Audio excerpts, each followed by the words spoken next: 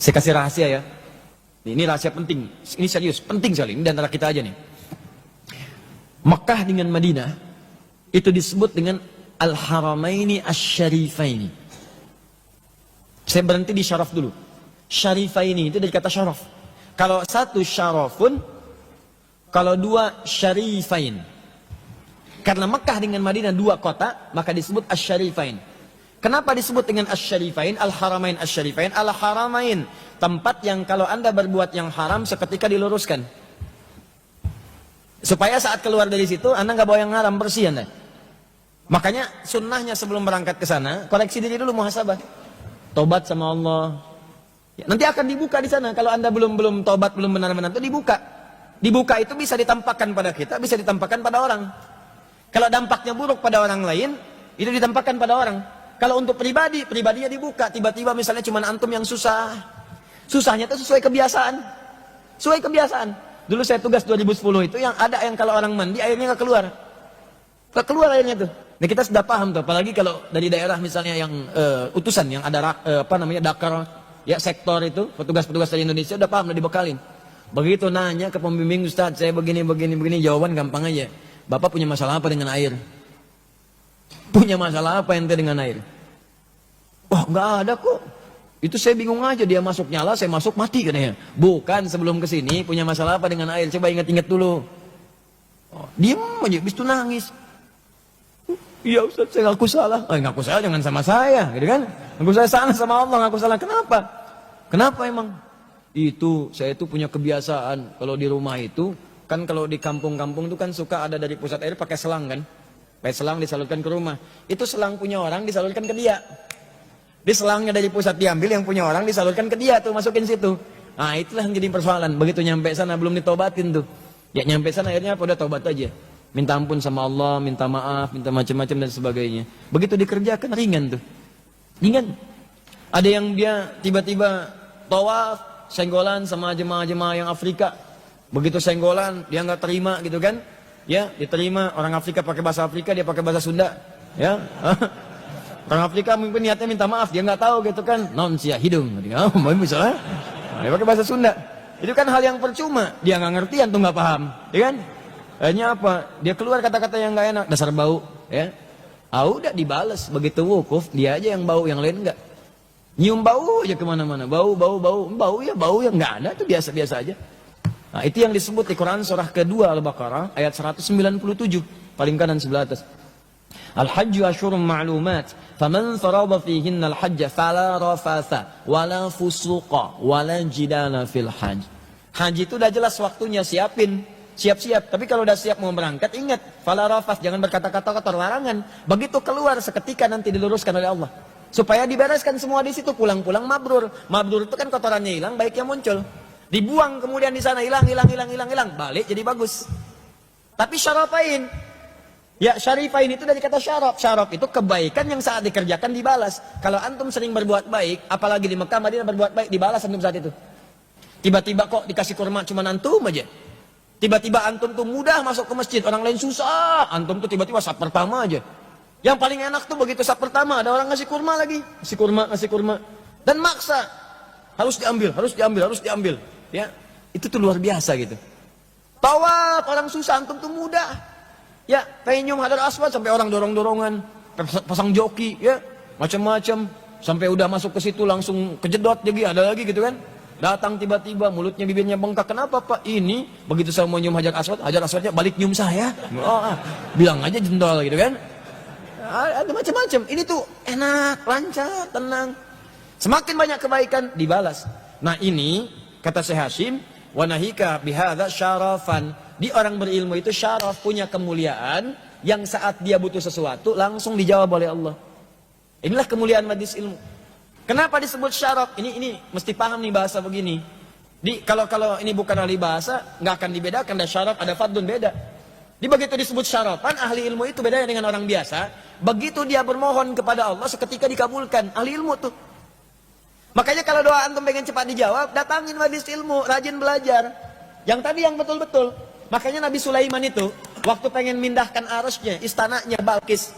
Ya Ratu Balkis pengen dipindahin. Ifrit dan nantangin Ifrit. Ya nih, Antum sebelum turun tuh, naik, sebelum turun lagi dudukin singgasana, pindah tuh. Gitu. Waduh, luar biasa tantangannya. Tiba-tiba ada yang jawab, ada lagi yang lebih hebat. Tiba-tiba disebutkan oleh Quran, satu orang dari kalangan ahlul ilmi. Ahlul ilmi, bukan jin, bukan malaikat, bukan macam-macam. Insya Allah sebelum kedip dah ada tuh. Ifrit aja sebelum duduk, bangkit baru ada. Itu kan cepat banget tuh mindahin sesuatu. Bisa nggak mindahin kubah Al-Azhar? Ya, misal ke galaksi. Oh bisa, Ustadz tinggal bangun aja, begitu bangun pindah kubah. Masya Allah. Udah nantangin Ifrit tuh, tiba-tiba ada jawaban dari ahlul ilmu. Dengan izin Allah, kata ahlul ilmi, dengan izin Allah sebelum kedip udah pindah. Bengong Ifrit. Bengong. Oh, belum kedip udah pindah tuh. Saya aja sebelum bangkit, dia sebelum kedip gitu kan. Itu luar biasa tuh. Apa yang terjadi sesungguhnya? Doanya. Ternyata apa yang terlintas di hati orang berilmu itu, orang ilmunya benar, yang ilmunya benar, kalau udah terlintas di hati jadi doa. Sebelum diucapkan. Begitu terlintas langsung pindah, betul pindah. Tuh. Syaraf namanya tuh. Jadi kalau pengen cepat dikabulkan, makanya sering orang datang ke ulama minta doa. Ini saya bingung orang sekarang. Orang dulu ke ulama minta doa, orang sekarang minta foto. Touch selfie. Bingung saya. Ya. Dia orang dulu minta doa, ini orang minta foto. Ya, dilarang sih enggak, cuman sayang gitu. Ya. Dulu begitu ada seorang alim besar tuh di Bosnia dulu. Daerah-daerah Balkan lah pokoknya itu. Wah, itu jangan main-main lah kalau sama ulama-ulama yang tawadhu, yang sudahlah udah levelnya itu sudah tinggi, sudah baik gitu kan, yang ikhlas, yang macam-macam. Itu ada anak-anak muda pengen bermain-main, kurang lebih 3-4 orang. Ya, ngerjain ulama. Apa yang dikerjakan? Dia bawa kemudian keranda jenazah.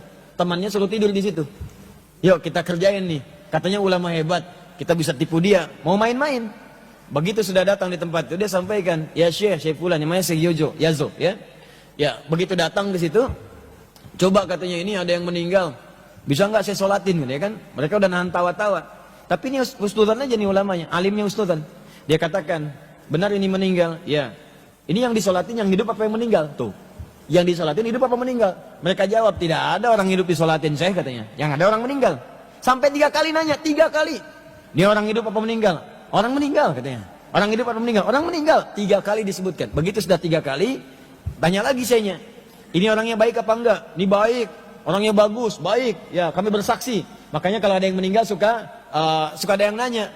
Ya, ahada khair, itu kan itu sunnah Nabi juga. Awas bukan sembarangan, bid'ah itu bid'ah. Bid'ah dari mana? Bukan. Bukan, sama Nabi ada. Nabi itu kalau mau nyolatin jenazah nanya dulu, ini orang baik enggak? Nabi orang baik enggak nih? Baik, sholatin oleh Nabi. Tapi kalau ada masalah, kalian aja yang sholatin. Diambil oleh para ulama. Makanya cara nafsirin teks itu lihat ahwal ulama. Kata para ulama, kita memastikan yang kita salatkan itu baik. Kalau kurang baik, kita doakan jadi baik. Kalau baik, kita mintakan pada Allah tempatkan di tempat yang terbaik. Maka orang nanya, ada khair. Yuk kita salatin bareng-bareng. Ya kan? Dalam salat kita doakan dengan baik. Itu maksudnya. Ditanya, apa ini orang baik? Baik itu baik. Maka doakan. Kata beliau, yuk kita salatkan mudah-mudahan husnul khatimah. Disolatkan. Salat benar-benar, salat. Begitu selesai langsung pergi. Begitu pergi ketawa anak muda ini. Katanya ulama beneran kita tipu. Katanya ulama beneran kena tipu juga. Kena deh kalau kata bahasa sekarang gitu kan. Ketawa mereka semua. Begitu ketawa dia panggil yang di keranda. Hei bangun, kita udah menang katanya. Bangun, gak ada jawaban. Bangun, gak ada jawaban. Begitu dibuka sudah kaku. Selesai, wafat dia. Oke, jangan main-main sama orang-orang seperti ini. Makanya sering ada kalimat daging ulama itu beracun. Hati-hati tuh, sekarang saya ingatkan ya kalimat ini. Karena sering ada orang bermain dengan ulama tuh, ngedit fotonya, dibuat begini, buat begitu. Keluar aja kalimat tuh, udah tuh. Ya, udah paling ringan meninggal mengenaskan. Paling ringan tuh, paling ringan. Karena ulama itu pewaris Nabi. Kalau antum menyakiti ulama, nyakitin Nabi. Itu hadisnya ada. Wa innal ulama warathatul anbiya di Ibnu Majah. Nomor hadis 233. Wa innal ulama warathatul anbiya. Para ulama itu pewaris Nabi. Antum punya warisan antum diambil orang, marah antum kan? Antum punya warisan tanah antum, warisan bapak diambil orang, antum marah. Ya warisan Nabi diambil antum, dicela antum, ya Nabi marah lah. Paham ya? Ya, yang paling bahaya, ulama itu ditempatkan nomor 3 oleh Allah setelah malaikat. Ya, syahidallahu annahu la ilaha illa huwa wal malaika wa ulul ilmi. Ulama urutannya ditempatkan oleh Allah, dipuji. Antum ganggu ulama, ya Allah marah. Paham ya? Kenapa tegang begini? Ya. Itu mesti hati-hati. Awas jangan salah kontrol. Jangan salah kontrol ya. Jangan celah, jangan apa-apa dan sebagainya.